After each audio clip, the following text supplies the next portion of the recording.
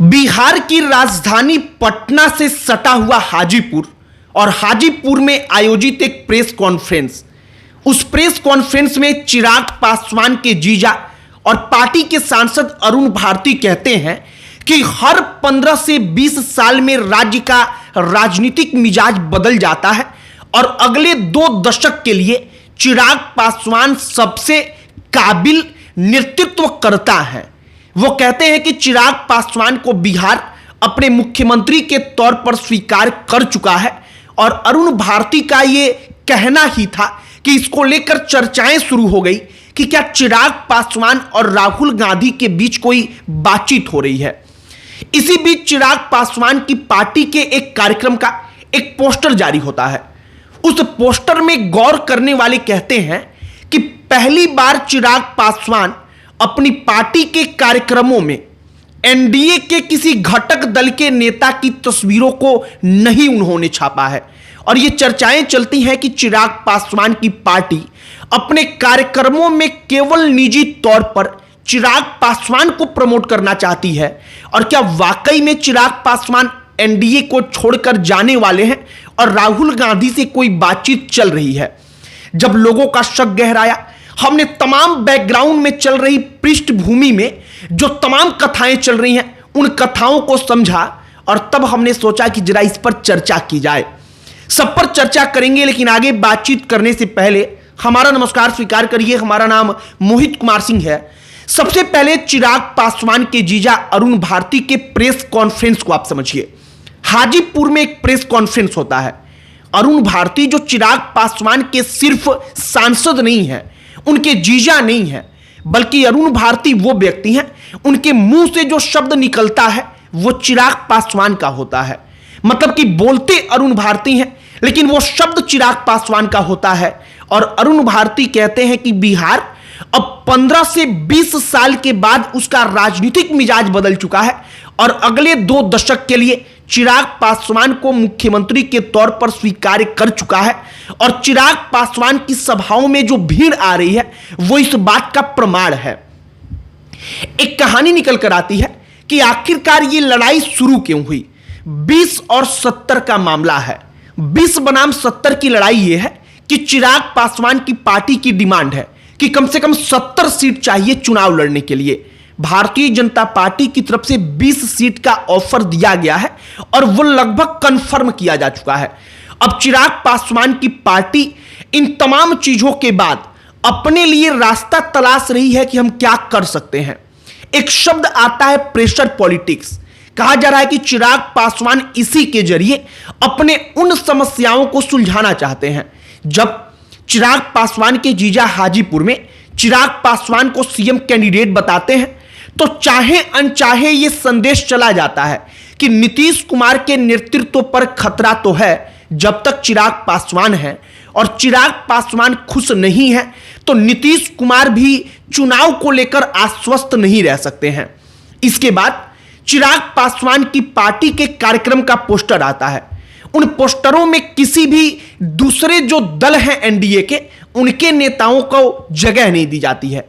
आमतौर पर आपने देखा होगा कि कार्यक्रम प्रधानमंत्री नरेंद्र मोदी का हो, भारतीय जनता पार्टी का हो, लेकिन जब मोदी बिहार में आते हैं तो उनके कार्यक्रम के पोस्टरों पर बीजेपी के द्वारा जो लगवाया जाता है उनमें जो एनडीए के दूसरे घटक दल हैं उनको जगह दी जाती है, उनके नेताओं को छापा जाता है। चिराग पासवान, जीतन राम मांझी, उपेंद्र कुशवाहा, नीतीश कुमार, इन तमाम नेताओं को जगह दी जाती है।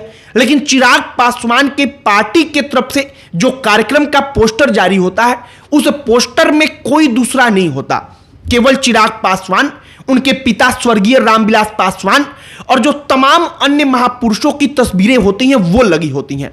इसके बाद सवाल खड़ा होता है कि क्या वाकई में चिराग पासवान राहुल गांधी के साथ जाने वाले हैं। अब इसे यहां पर समझने की जरूरत है। हमने देखा कि कई सारे मीडिया चैनलों में इस बात को लेकर चर्चाएं हुई, इस संभावना पर कि क्या राहुल और चिराग पासवान के बीच बैकडोर में कोई बातचीत चल रही है।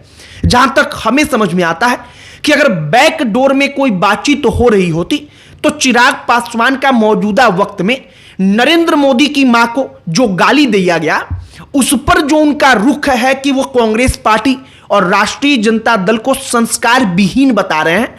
राहुल गांधी और तेजस्वी यादव को कोस रहे हैं, वो नहीं कोसते।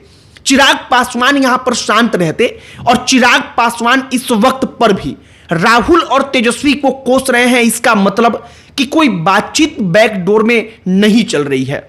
अगर बातचीत चलती तो वो इतने ओपनली होकर के, इतने खुले तौर पर राहुल और कांग्रेस की शिकायत नहीं कर रहे होते।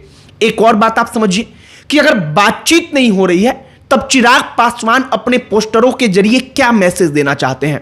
वो मैसेज ये देना चाहते हैं कि हम अब भी आपके बिना काफी हैं। मतलब कि उनके पार्टी का कार्यक्रम होगा, उसमें जो भीड़ आएगी वो केवल चिराग पासवान के चेहरे से आएगी। तो एक मैसेज जाएगा, संदेश जाएगा दिल्ली में बैठे बीजेपी के शीर्ष नेताओं तक, जो बीजेपी बिहार यूनिट है उसके पास, जेडीयू के नेताओं के पास, कि बिना चिराग पासवान के नदी के उस पार हम नहीं जा सकते। मतलब कि चुनाव नहीं जीत सकते। और चिराग पासवान की लोकप्रियता इतनी है कि चिराग पासवान अपने दम पर वाकई में जो वोटिंग का परसेंटेज होता है उसको प्रभावित कर सकते हैं। चिराग पासवान के पार्टी का जो कार्यक्रम है वो निजी पार्टी का कार्यक्रम है, लेकिन निजी कार्यक्रम के पोस्टर में एनडीए के नेताओं को जगह नहीं दी गई है। यह चर्चा का विषय बन गया, यह सवाल बन गया। और इसी बीच चिराग पासवान के जीजा अरुण भारती का प्रेस कॉन्फ्रेंस जो हाजीपुर में होता है वो चर्चा का विषय बन गया। फिलहाल अगर आप पूरे के पूरे पृष्ठभूमि पर देखेंगे, एक बार उस पर चर्चा करेंगे, तो आपको मालूम चलेगा कि 20 बनाम 70 की लड़ाई है। 20 सीट ऑफर किया गया। चिराग पासवान की पार्टी 70 सीट कम से कम मांग रही है, क्योंकि उसको लगता है कि चिराग पासवान की लोकप्रियता उतनी है। चिराग को उनकी पार्टी सीएम फेस के तौर पर प्रोजेक्ट कर रही है, मतलब कि भविष्य के वो सीएम हैं।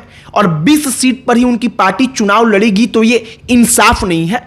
और इसीलिए चिराग पासवान की पार्टी अब निजी कार्यक्रमों के जरिए, उसमें जो भीड़ आएगी उसके जरिए एक मैसेज पहुंचाना चाहती है, एक संदेश कि चिराग पासवान के बिना नैया पार नहीं लग सकती। बाकी जो तमाम चर्चाएं चल रही हैं राहुल गांधी के साथ जाने को लेकर, हमने सोचा कि जो तमाम बैकग्राउंड में कहानी चल रही है, जो पृष्ठभूमि इसकी है, उसमें जो पटकथा लिखी जा रही है, उस पटकथा को एक बार आपके समक्ष रखा जाए।